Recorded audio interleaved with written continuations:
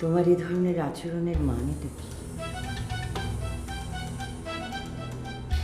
কেন রহস্যময় আচরণ তুমি করছো? এখানে রহস্যের কি আছে মা? আছে যে, সেটা তুমি নিজেও জানো। পরিষ্কার করে বলো তো গোধূলি, কি ঘটেছে? কিছু ঘটেনি মা। কিছুই ঘটেনি। এত বড় বড় দুটো বিষয় ঘটে গেল কোনো কারণ ছাড়াই। কথা নেই বার্তা নেই, আজই তুমি চাকরিটা ছেড়ে দিলে।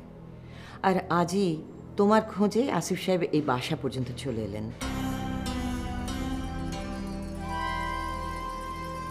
তোমার কাছেই তো শুনেছি আসিফ সাহেব একজন বড় মানুষ, আর সেই বড় মানুষটা তোমার খোঁজে তোমার বাসায় পর্যন্ত চলে এলেন কারণ ছাড়াই। তোমার রোজগারে এই সংসার চলে বলে ভেবো না যে তোমার সব কিছু দেখে আমি আমার চোখ দুটো বন্ধ করে রাখবো। এসব তুমি কি বলছো মা? যা তুমি আমাকে দিয়ে বলাচ্ছ।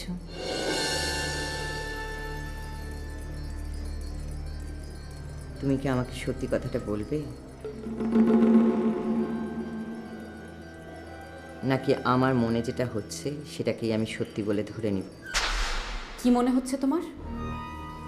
হ্যাঁ, প্রথমে আমার মনে হয়েছিল যে আসিফ সাহেব হয়তো তোমার সঙ্গে এমন কোনো আচরণ করেছেন যে জন্য তুমি চাকরিটা ছেড়ে দিতে বাধ্য হয়েছ। কিন্তু তিনি যখন এই বাসা পর্যন্ত এসেছেন তখন মনে হলো না, তিনি যদি কোনো অপরাধ করে থাকতেন তাহলে এই বাসা পর্যন্ত আসতেন না। তাহলে কি আমি করেছি? সেটাই আমার ধারণা। আমার মনে হচ্ছে যে তুমি এমন কিছু করেছো অফিসে যে লজ্জায় তুমি বাসায় এসে মুখ লুকিয়েছো।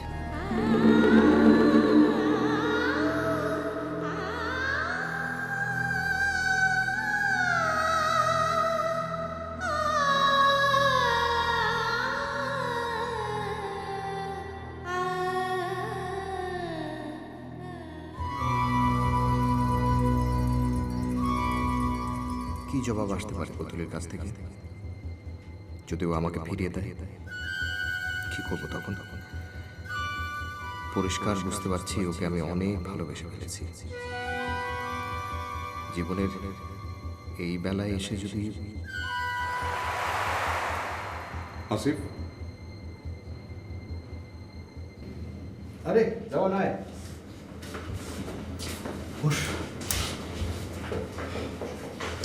বিষয়টা কি বলতো? কোন বিষয়? এমন কি ঘটনা ঘটেছে যে তোকে গোধূলির মতো মেয়ের বাসা পর্যন্ত ছুটে যেতে হলো?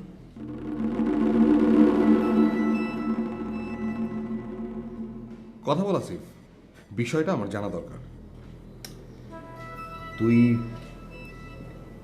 কথাটা কি বললি? কোন কথাটা? এই যে তুই বললি যে গোধূলির মতো মেয়ে, এই কথাটা বলে কি বোঝালি? আশ্চর্য, তুই কোথায় আর ও কোথায়?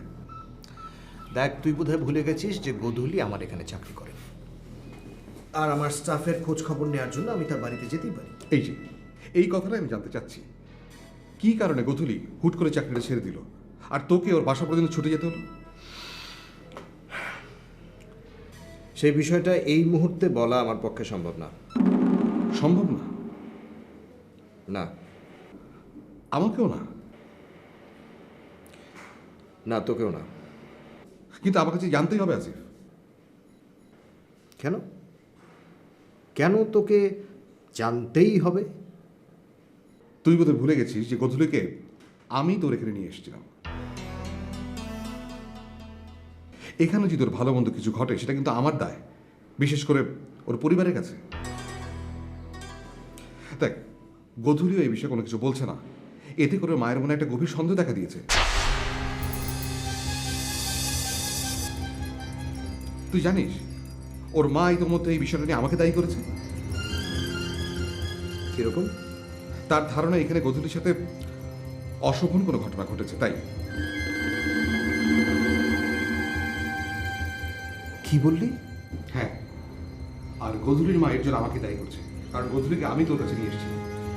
এখন তদন্ত বলবি যে বিষয়টা কি হয়েছে? বলবো, কিন্তু একটু অপেক্ষা করতে হবে। অপেক্ষা? জামান, এই মুহূর্তে আমার পক্ষে পুরো ব্যাপারটা পরিষ্কার করে বলা সম্ভব না। আর শেষ করতে দে আমাকে। দেখ জামান, আমি তোর, গধূলির মায়ের দুজনের অবস্থায় বুঝতে পারছি। হ্যাঁ, অস্থির হবার মতো যথেষ্ট কারণ আছে, কিন্তু এই মুহূর্তে আমি কিছু বলতে পারছি না। আমাকে একটা দিন সময় দে। দেখ, তুই আমার এতদিনের বন্ধু, একটা দিন আমার উপরে বিশ্বাস রাখতে পারবি না? বিশ্বাস? তুইও তো আমার উপর বিশ্বাস রাখতে পারছিস না। আর যদি রাখতে পারতিস তাহলে তো বন্ধু হিসেবে আমি অন্তত বলতে পারতি। প্লিজ প্লিজ জামান, তুই আমাকে ভুল বুঝিস না। সঠিক বোঝার কোনো অবস্থা তুই রাখলি না আসিফ।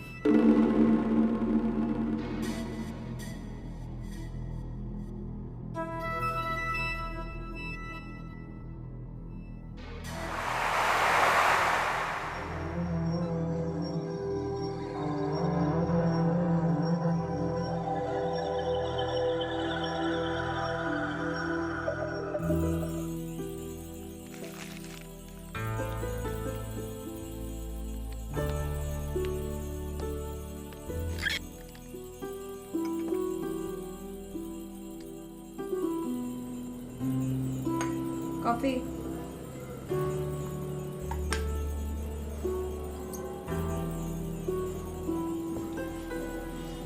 তোমাদের অফিসের বিজনেস কি ইদানিং কমে গেছে নাকি বলো তো?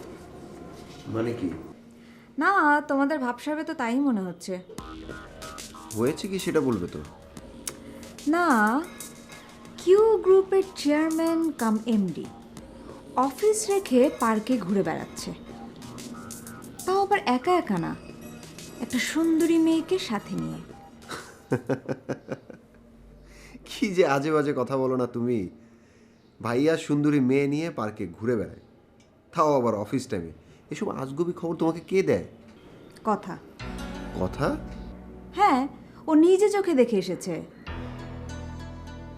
তো তাতে দোষের কি হলো? আর এটা নিয়ে কথা বলারই বা কি আছে? আছে, কথা বলার অবশ্যই বিষয় আছে, যেহেতু ব্যাপারটা বড় ভাইয়াকে নিয়ে। কিরকম? দেখো, আজকাল তো কাউকে বিশ্বাস করা ঠিক না, তাই না? আচ্ছা, তুমি আমাকে পরিষ্কার করে বলো তো, বড় ভাইয়াকে নিয়ে তুমি আসলে বলতে চাচ্ছোটা কি? আরে ধুর, আমি কি বড় ভাইয়াকে নিয়ে বললাম নাকি? আমি তো চিন্তা করছি ওই মেয়েটাকে নিয়ে।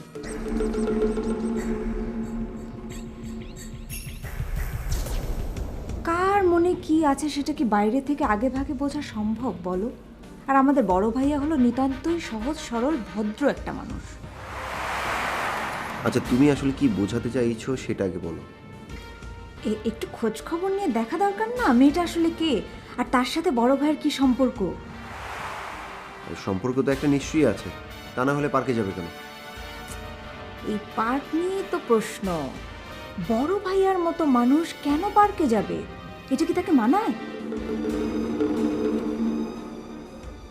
আমি নিশ্চিত মেয়েটা যেই হোক, আর বড় ভাইয়ের সাথে তার যে সম্পর্কই থাকুক না কেন, মেয়েটার উদ্দেশ্য ভালো না।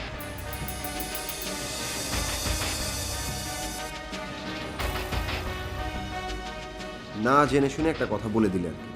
হ্যাঁ, বলে দিলাম, পরে মিলিয়ে নিও। নিশ্চয়ই বড় ভাইয়া এমন কোনো ট্র্যাপে পড়েছে যেটা সে নিজেও বুঝতে পারছে না।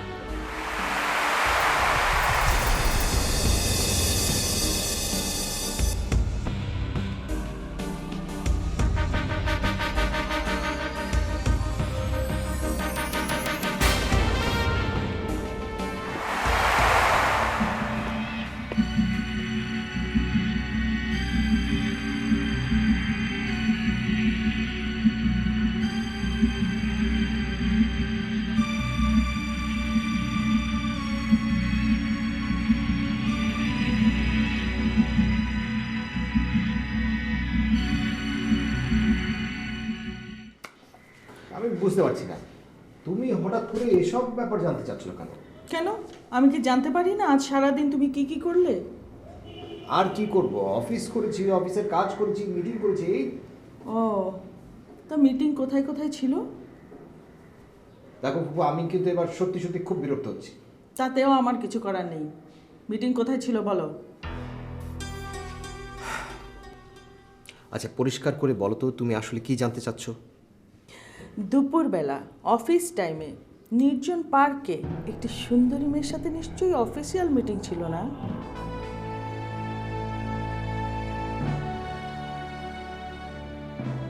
কি ব্যাপার, মুখটা শুকিয়ে গেল কেন? মেয়েটিকে হ্যাঁ,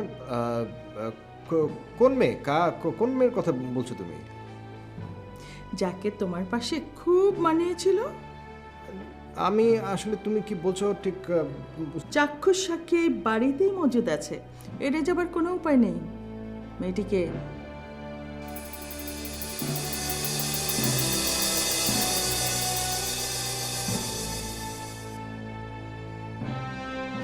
ওর নাম গধূলি।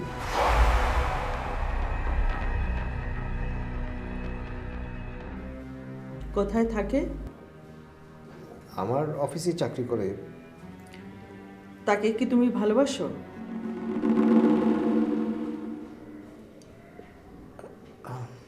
ভালোবাসো তাকে? হ্যাঁ বাসি, অনেক ভালোবাসি। ওর ঠিকানাটা দাও। বাসার ঠিকানা? কেন, বাসার ঠিকানা দিয়ে তুমি কি করবে? আমি ওর বাসায় বিয়ের প্রস্তাব নিয়ে যেতে চাই। না না ফুপু প্লিজ, তুমি ভুলেও এই কাজটা করো না। কেন, অসুবিধা কি? অসুবিধা না, অসুবিধা নেই, একটু সময় লাগবে। শোনো, সময় হলে আমি তোমাকে বলবো ওখানে যেতে। সত্যি তো? যাক, এবার তোমার একটা গতি হচ্ছে, এটা ভেবে আমি অনেক শান্তি পেলাম।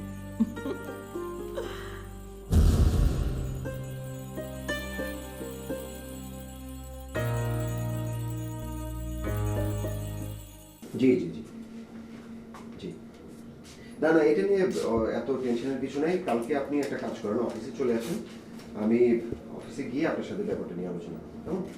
ওকে ওকে, জি বাই। এই শোনো, আমার কথার প্রমাণ যে এত তাড়াতাড়ি মিলে যাবে সেটা আমি আশাই করিনি। কোন কথার কি প্রমাণ? বলছি, তার আগে তুমি বলো তোমাদের অফিসে কাজ করে গধূলিকে? গধূলি? হ্যাঁ। ওই সেলসে কাজ করে। কেন? বড় ভাইয়াকে তো ফাঁসিয়েছে। ফাঁসিয়েছে মানে কি? মানে বড় ভাইয়া সেদিন যেই মেয়েকে নিয়ে পার্কে গিয়েছিল সেই মেয়ে হচ্ছে তোমাদের অফিসের ওই গধূলি। তুমি জানলে কি করে? জানলাম কোনো একভাবে। বড় ভাইয়া তো ওই মেয়ের প্রেমে হাবুডুবু খাচ্ছে। তুমি শিওর? 100%। তাহলে তো খুবই আনন্দের কথা। বড় ভাইয়া এতদিন পর কাউকে না কাউকে খুঁজে পেল। বড় ভাইয়া কাউকে খুঁজে পেল নাকি ওই গধূলি বড় ভাইয়াকে খুঁজে নিল সেটা একটু দেখা দরকার না? আচ্ছা তুমি কি বলতে চাইছো? সেটা তো একটু আগেই তোমাকে বলে গেলাম। কার মনের মধ্যে কি আছে সেটা তো বাইরে থেকে বোঝা খুব মুশকিল। কিউ গ্রুপের মতো একটি প্রতিষ্ঠানের চেয়ারম্যান, সে কিনা হাবুডুবু খাচ্ছে তারই অফিসের একটা কর্মচারীর প্রেমে। এই বিষয়টা কি তোমার কাছে খুব নর্মাল মনে হচ্ছে? আচ্ছা এখানে অ্যাবনর্মালের কি আছে? হয়তো মেয়েটাকে বড় ভাইয়ের ভালো লেগেছে। ভাইয়ার মেয়েটিকে ভালো লেগেছে নাকি মেয়েটির ভাইয়াকে ভালো লেগেছে? তো একই তো কথা ঘুরে ফিরে। না, এক হলো না। ভালো লাগা, ভালোবাসা আর কোনো উদ্দেশ্য থেকে সম্পর্ক গড়া এক হয় না আশিক।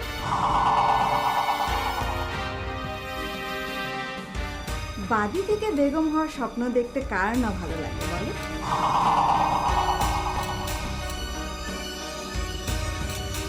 খবর নাও আশিক, খবর নাও। ওই মেয়ে কোন মন্ত্রে বড় ভাইয়াকে টেনে এরকম নিচের দিকে নামাচ্ছে, একটু খবর নাও।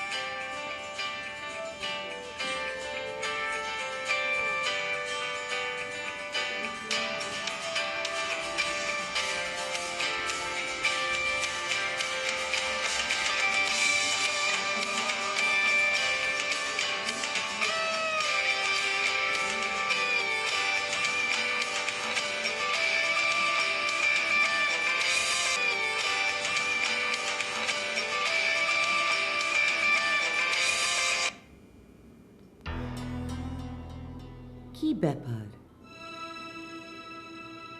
বারবার ফোনটা বাজছে, ফোনটা ধরছো না কেন? কে ফোন করছে? আসিফ সাহেব। আসিফ সাহেব এত রাতের বেলা?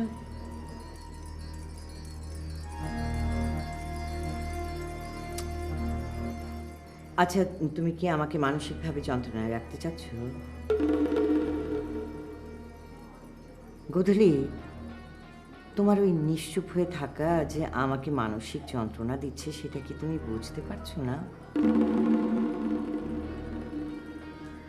ওদিকে আসিফ সাহেবও কি সব রহস্যজনক কথাবার্তা বলছেন। জামান গিয়েছিল ওর কাছে। গোধূলি, বিষয়টা কিন্তু সত্যি সত্যি আমার সহ্যের বাইরে চলে যাচ্ছে। সত্য কথাটা কি আমাকে বলো। আমি যে কি বলবো সেটা আমি নিজেই বুঝতে পারছি না মা। কেন বুঝতে পারছো না কেন? লোকটা আমাকে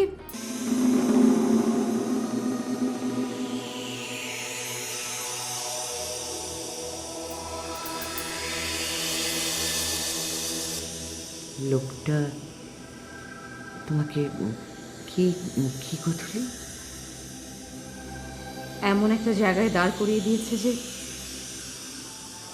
আমি বুঝতে পারছি না আমি কি বলবো। বিষয়টা কি?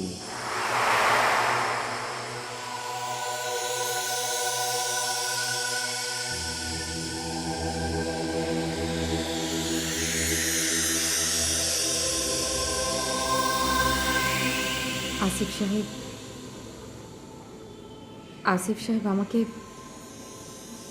বিয়ে করতে চায়।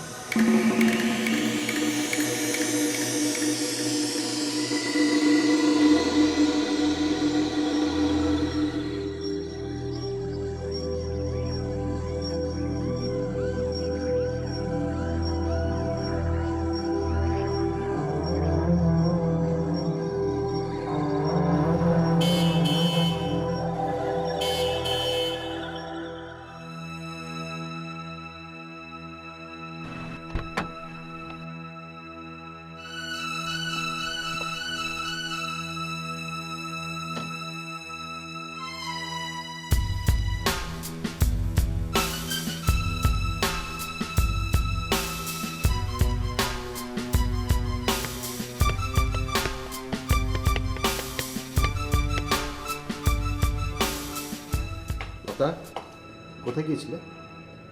একটু কাজ ছিল। এত রাত অবধি তোমার কি কাজ থাকে?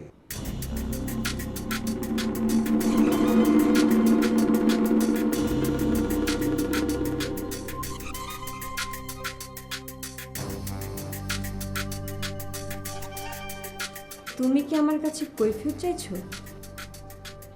না, আমি তোমার কাছে কৈফিয়ত চাইছি না, আমি তোমার কাছে জানতে চাইছি। প্লিজ আমার বিষয়ে কিছু জানতে চেও না, আমাকে আমার মতো করে থাকতে দাও ভাইয়া। লতা, তুমি এভাবে বলতে পারো না। আমরা ভাই বোনরা সবাই প্লিজ এসব কথা আমার একদম শুনতে ইচ্ছে করছে না ভাইয়া, প্লিজ।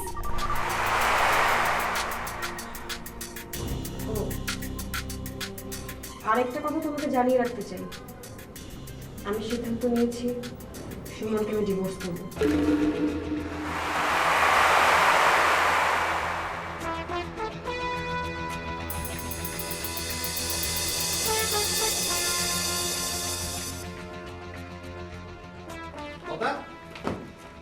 লতা, কি বললে তুমি? আমি যা বলেছি তুমি শুনতে পেয়েছো। এখন আমার কোনো কথা শুনতে বা বলতে ইচ্ছে করছে না, তুমি যাও ভাইয়া। না, কোনো কথা শুনতে বা বলতে ইচ্ছা করছে না কথাটা বললেই তো হবে না। এটা তো একটা পরিবার, এবং তুমি, আমি, আমরা সবাই এই পরিবারটার কাছে দায়বদ্ধ। কিন্তু আমি তো এই পরিবারের কেউ নই। সেটা তো তুমি একা বললে হবে না। আমার ব্যাপারে আমি একাই বলবো, এবং আমার ব্যাপারে আমি একাই সিদ্ধান্ত নেব। একা সিদ্ধান্ত তুমি আগেও আরেকবার নিয়েছিলে। হ্যাঁ, সেটা ভুল হয়েছিল, এখন সে ভুল আমি শুধরে নিতে চাই। নতুন একটা ভুল দিয়ে পুরনো ভুলটাকে শুধরানো যায় না লতা। যা বলেছো ভুলে সেটা আর উচ্চারণ করো না। কাজটা আমি করবই। কিন্তু আমরা কেউ সেটা মানছি না। আমি তো তোমাদের মানতে বলছি না। হ্যাঁ, তুমি বলছো, কিন্তু আমাদের সবার এই পরিবারটার কাছে একটা দায় আছে লতা। তুমি বারবার আমাকে কেন পরিবারের দোহাই দিচ্ছ?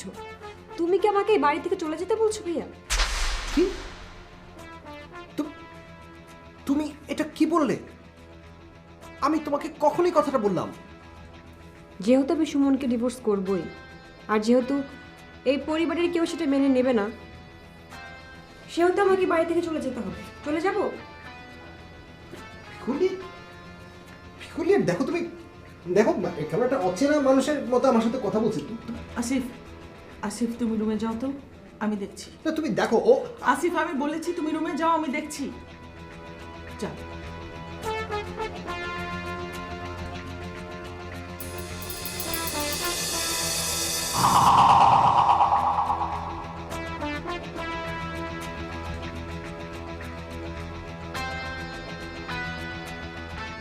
কি হয়েছে লতা? তোমার মনটা আজ এত অস্থির কেন? কিছু হয়নি ফুপু, তুমি যাও। আসিফের সাথে এভাবে কথা বলাটা কি তোমার ঠিক হয়েছে? ও তোমাকে এত ভালোবাসে, এরকম একটা সিদ্ধান্ত তুমি কেন নিচ্ছ? আমি খুব তাড়াতাড়ি বাইরে চলে যাব, আর বাইরে যাবার আগে আমি ব্যাপারটা মিটিয়ে ফেলতে চাই। তাই এই কথাটা আসিফকে তো বুঝিয়ে বললেই পারতে। আমি জানি সে এটা কিছুতেই মানবে না, কারণ সে তোমার ভালো চায়। কিন্তু আমার ভালো যে আমি বুঝতে চাই। তোমাদের কাউকে আমাকে নিয়ে ভাবতে হবে না, আর এখন তো সেটা দরকারও নেই। কথা তো হয়েই গেল। যেহেতু আমি এই পরিবারের ঝামেলা, আমি এই বাড়ি থেকে চলে যাব। কিন্তু ফুপু, আমি আমার সিদ্ধান্ত থেকে নড়ব না।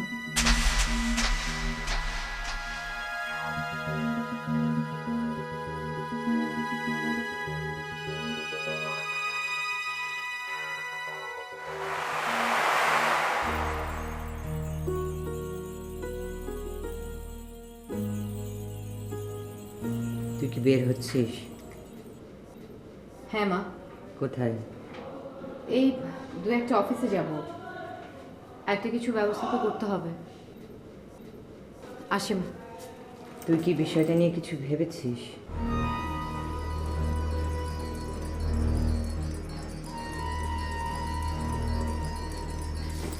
আমি কাল সারা রাত অনেক ভেবেছি। আমার তো মনে হয় বিষয়টা তোর মেনে নেওয়া উচিত। বিষয়টাকে তুই একটু অন্যভাবে ভেবে দেখ। তোদের দু বোনকে রেখে যখন তোদের আব্বা চলে গেলেন, আমি চোখে মুখে শুধু অন্ধকার দেখেছি। এই সংসারটাকে, তোদের দুই বোনকে আমি যে কিভাবে চালিয়ে রেখেছি সেটা শুধু আমিই জানি।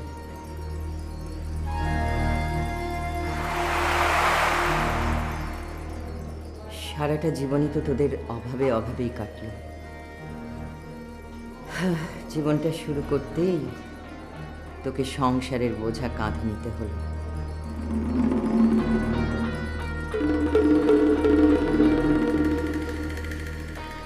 হয়তো আমার কথাটা লোভীর মতো শোনাবে, কিন্তু তবুও বলি, তোর কথা ভেবে, মিতালির কথা ভেবে বিষয়টা মেনে নে। এত বড় একজন মানুষ, এত বড় পরিবার, নিজে থেকেই যখন প্রস্তাবটা দিয়েছে তখন এত ভাবনা চিন্তা করার কি আছে বল? ভেবে দেখ, তোর এই বিয়েটা হলে মিতালির ভবিষ্যৎটাও বদলে যাবে।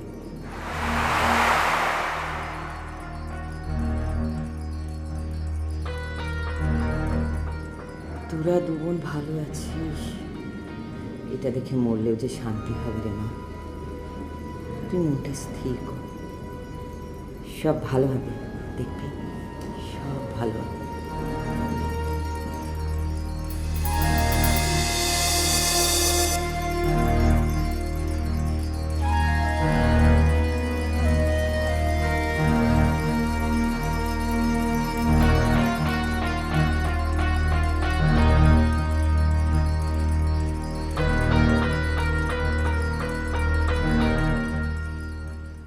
এসবের কি সত্যি কোনো মানে আছে লতা? তুমি কার উপর রাগ করছো যে তোমাদের জন্য নিজের জীবনটাকে... এসব কথা শুনতে আমার ভালো লাগছে না ফুপু। আচ্ছা, তাহলে কোন সব কথা শুনতে তোমার ভালো লাগবে? তুমি যা করতে চাচ্ছ সেটা আমরা সবাই মিলে ব্যান্ড বাজিয়ে করে দেবো, সেটা করতে? একবার তো করেছিলাম, কিন্তু ফল কি হয়েছে?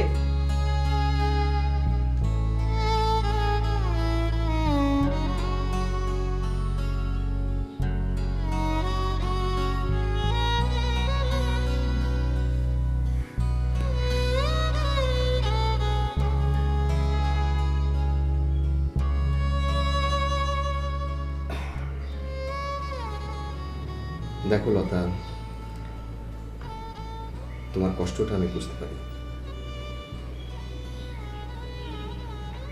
না হয় জীবনে একটা ভুল করেই ফেলেছ, কিন্তু কিন্তু তাই বলে আমরা তো তোমাকে দূরে সরিয়ে দেইনি। আমরা তোমার উপর কোনো দোষারোপ করিনি।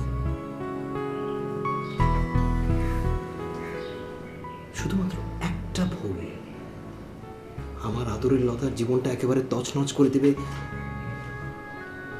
এটা সহ্য করা আমার পক্ষে সম্ভব না।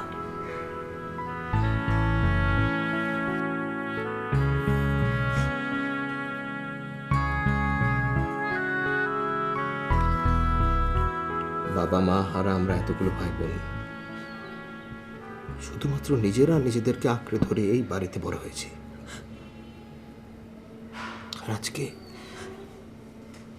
শুধু তুমি তোমার জন্য আমাদের সবাইকে দূরে সরিয়ে দেবে।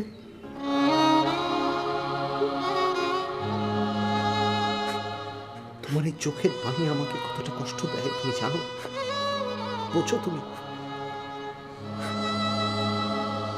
আমি ঠিক করে দেবো, বিলিভ মি। একটু সময় দাও, আমি শর্ট টেকনিক দেবো, আমি ঠিক করে দেবো, বিলিভ মি। ভাইয়া, আমার জীবনটা কেন এমন হয়ে গেল? এরকম একটা জীবন তো আমি চাইনি। না, কিচ্ছু হয়নি, তোমার কিচ্ছু হয়নি। এটা সাময়িক একটা কষ্ট, বিলিভ মি।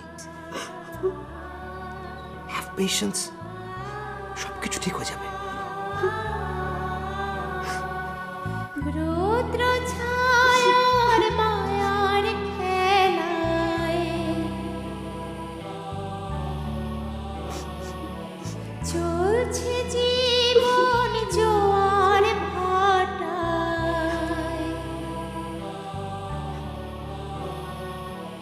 তারে মাঝে ডুবো চরে হয়, কখনো জীবন থমকে দাঁড়ায়, তবু আশার ভেলা বয়ে চলে, সারা বেলা সংসার সায়রে মন যে... তোরা দুবোন ভালো আছিস, এটা দেখে মরলেও যে শান্তি হবে রে মা। তুই মনটা স্থির কর, সব ভালো হবে, দেখবি সব ভালো হবে।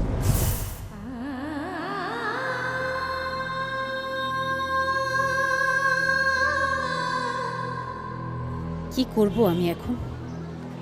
কি করা উচিত? উফ, কেন যে এমন একটা বিষয়ে আমি...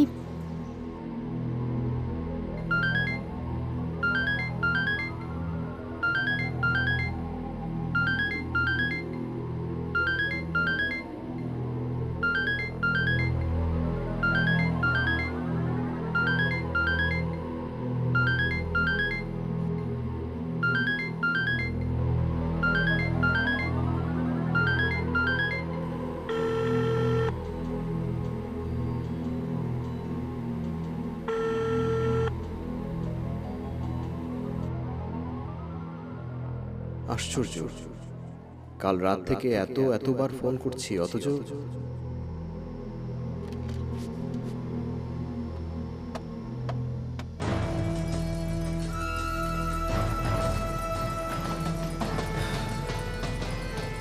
না ভাই, এখানে তো দোষের কিছু আমি দেখছি না। তুমি দোষের কোনো কিছু দেখছো না? না, এটা এক ধরনের অপমান। আর আসিফ এটা বুঝে শুনে করছে। দুলা ভাই আপনি শুধু শুধু ভাইকে দোষারোপ করছেন। শুধু শুধু নয় আশিক, কথা শুনতে তোমার খারাপ লাগবে, তারপরও বলছি এটা এক ধরনের স্বেচ্ছাচারিতা। আসিফ দিন দিন স্বেচ্ছাচারী হয়ে উঠেছে। এবার হয়তো আমার কথাটা আপনার ভালো লাগবে না, তবুও বলছি। কি কথা? ভাইয়া তো আমাদের সাথে স্বেচ্ছাচার করছে না। তোমাদের সাথে তো করবে না, কারণ তোমরা তো তার পথের কাঁটা নও। আপনার এই কথাটা মানে কি দুলা ভাই? তোমরা তো তোমার বড় ভাইয়ের অন্ধ ভক্ত, তার কোনো অপরাধী তোমার চোখে পড়বে না। কিন্তু আমি বুঝলাম না আপনি কি ধরনের অপরাধের কথা বলছেন। সবচেয়ে ঘৃণিত এবং জঘন্য অপরাধ। হোয়াট ইউ মিন দুলা ভাই? মেয়েরা এই অফিসে নিরাপদে নেই। একজন তো চাকরি ছেড়ে চলে গেছে। কে চাকরি ছেড়ে চলে গেছে? কদিন, অল্প দিন হলো এই অফিসে জয়েন করেছে, তারপর কথা নেই বার্তা নেই, চাকরি ছেড়ে চলে গেছে। মেয়েটাকে নাকি সবার সামনে থেকে বড় সাহেব নিজের ঘরে ডেকে নিয়ে গেছে, তারপরেই মেয়েটা চাকরি ছেড়ে চলে যায়। আচ্ছা, এই কথাটা আপনাকে কে বলেছে? সুপ্রিয়া, গধূলির পাশে বসে। আপনি কি নিশ্চিত গধূলি চাকরি ছেড়ে চলে গেছেন? 100%।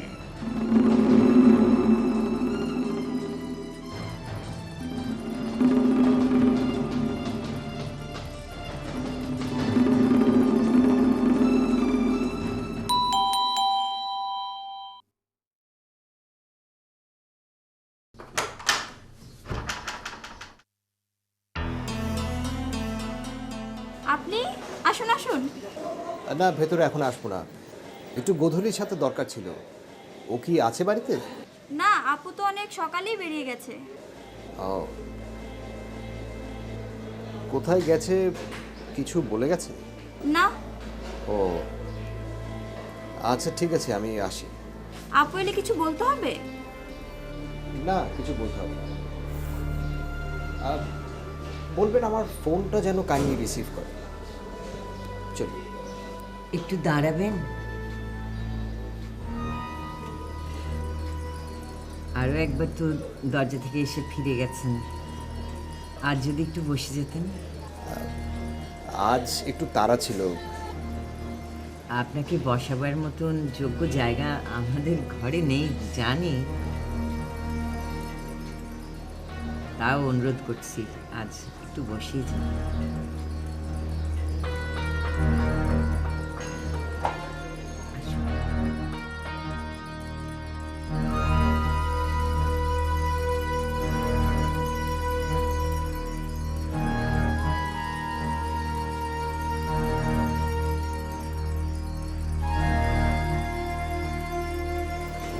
নিতান্ত হতদরিদ্র আমরা। আপনি যে নিজের ইচ্ছে আমাদের এখানে আসবেন আমি তো কল্পনাও করিনি। বসুন না, বসুন।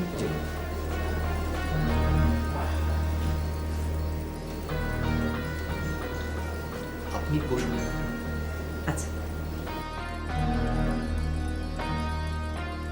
গোধূলির সাথে বুঝি আপনার দেখা বা কথা কিছুই হয়নি? আসলে কাল থেকে ও আমার ফোন ধরছে না, তাই ভাবলাম। ও আসলে কি করবে ঠিক বুঝে উঠতে পারছে না।